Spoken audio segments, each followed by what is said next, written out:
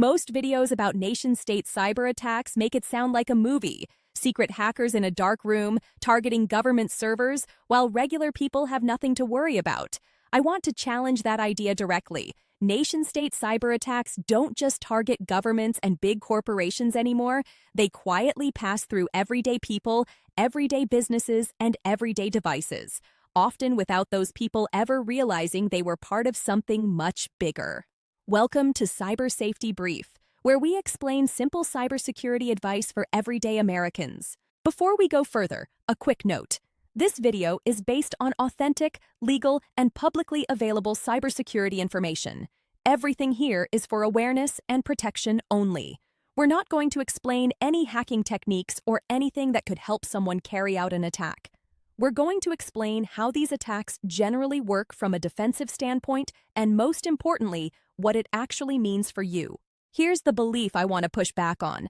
A lot of people assume nation-state cyber attacks are something that only affects important targets, power grids, military systems, big banks, and because of that, they assume it has nothing to do with them personally.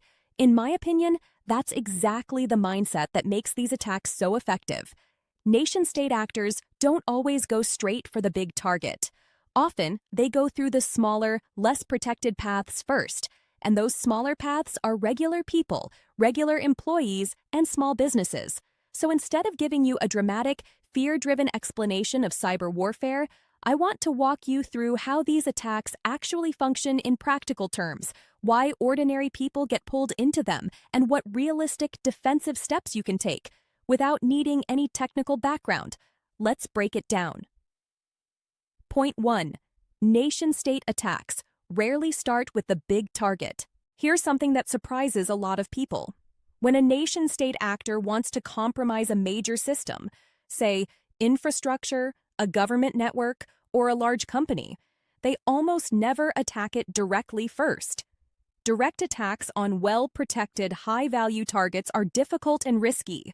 Instead, these attackers often look for the weakest, most overlooked entry point, and that entry point is frequently a smaller organization or an individual with less security in place. Let me explain this simply. Think of a large company as a heavily guarded building with one weak side door. Maybe a smaller vendor or contractor who has access to that company's systems, but doesn't have the same level of security. If an attacker can get through that smaller, less protected door, they can sometimes work their way toward the larger target from the inside. Here's a real lifestyle example. Imagine a small IT services company that manages technical support for a handful of local businesses, one of which happens to work with a larger organization. If that small IT company has weak security practices, it could unintentionally become the entry point an attacker uses to eventually reach a much bigger system, simply because of the access it holds. What I personally think is that this is the part most people misunderstand. You don't have to be important to be useful to an attacker. You just have to be connected to something important, even indirectly. Safe defensive steps. If you run a small business or work in IT support, treat your access to client systems as something that needs to be protected just as seriously as your own data. Use unique, strong credentials for every system you manage and avoid reusing the same login across multiple clients or platforms. Regularly review who has access to your systems and remove access for people or vendors who no longer need it. Let me know in the comments if you agree with this. Did you know that smaller businesses can sometimes be used as a stepping stone toward bigger targets? Point 2. You might be a source, not just a target. This point tends to catch people off guard.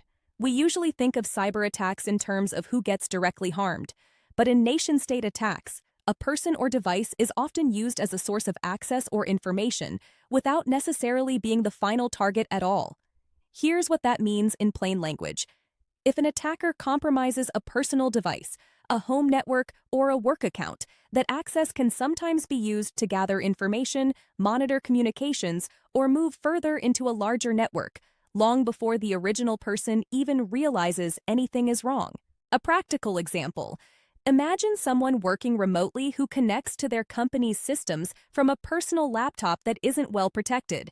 If that laptop is compromised through a separate, unrelated issue, like outdated software or a weak network configuration, it could potentially become a pathway into the company's systems, even though the original target wasn't that individual employee at all.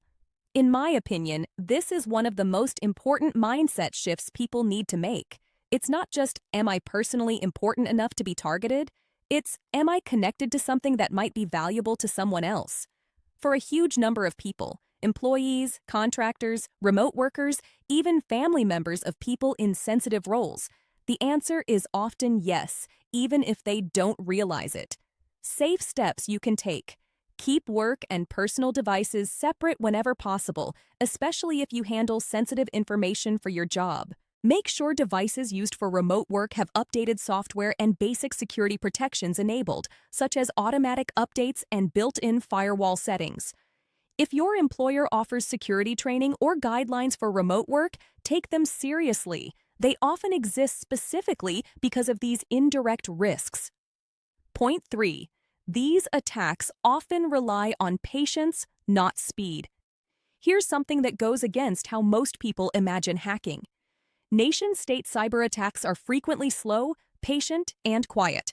Instead of breaking in and causing immediate, obvious damage, these operations often focus on staying undetected for as long as possible, sometimes gathering information over months or even years. Let me explain why this matters to you. Because these attacks prioritize staying hidden, they often rely on small, easy-to-overlook entry points rather than dramatic, obvious break-ins. That means basic security habits, the kind that seem almost too simple to matter, can actually be incredibly effective at preventing this type of access in the first place. Here's a real lifestyle example. Consider an employee who reuses the same password across both a personal account and a work account. If that personal account is exposed in an unrelated data breach and the password isn't changed, that single reused password could quietly become a long-term access point without anyone noticing for a long time.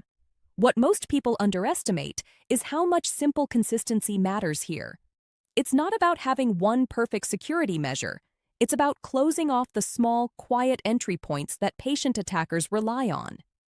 Safe defensive steps. Avoid reusing passwords across personal and work accounts, even if it feels inconvenient. Use a password manager to keep track of strong, unique passwords without having to memorize them all. Periodically check whether your email or accounts have appeared in publicly known data breaches using legitimate, well-known breach-checking services, and change any reused passwords if so. I would also like to know your opinion here. Do you think most people underestimate how long these kinds of intrusions can go unnoticed? Point 4. Critical infrastructure concerns affect regular households. 2. When people hear nation-state attacks on infrastructure, they often picture something abstract and distant: power plants, water systems, large-scale industrial targets. But infrastructure isn't separate from everyday life. It's the system that keeps your electricity, water, and essential services running. Here's how I'd explain this simply.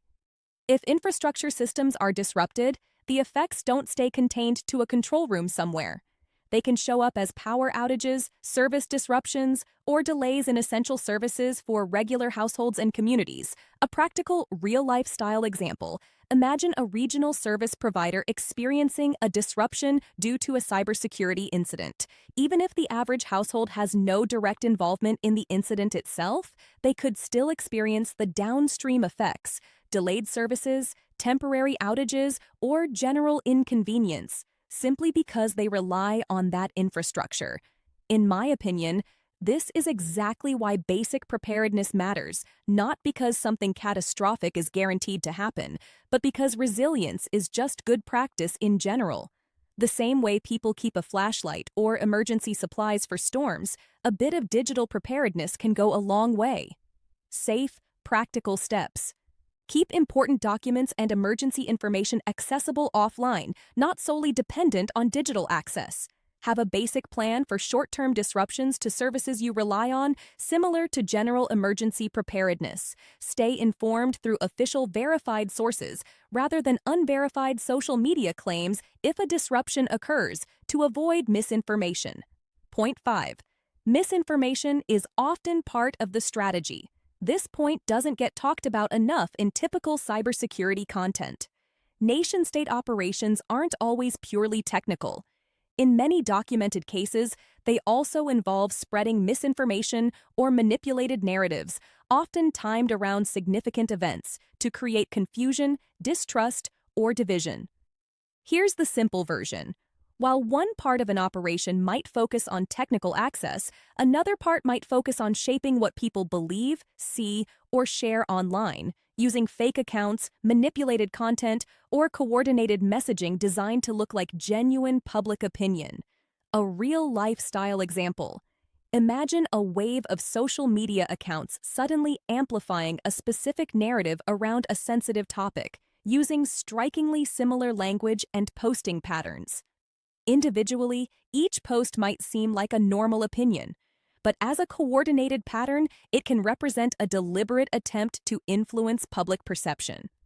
What I personally think is that this is one of the most underestimated parts of nation-state activity because it doesn't require breaking into any system at all. It just requires getting people to share, believe, or react to something without questioning where it actually came from. Safe defensive steps. Before sharing emotionally charged or highly divisive content, pause and check whether it comes from a credible, verifiable source. Be cautious of accounts or pages that seem to appear suddenly with high engagement but little verifiable history or identity. Rely on multiple credible sources for major news events rather than a single post or account, especially around politically sensitive topics.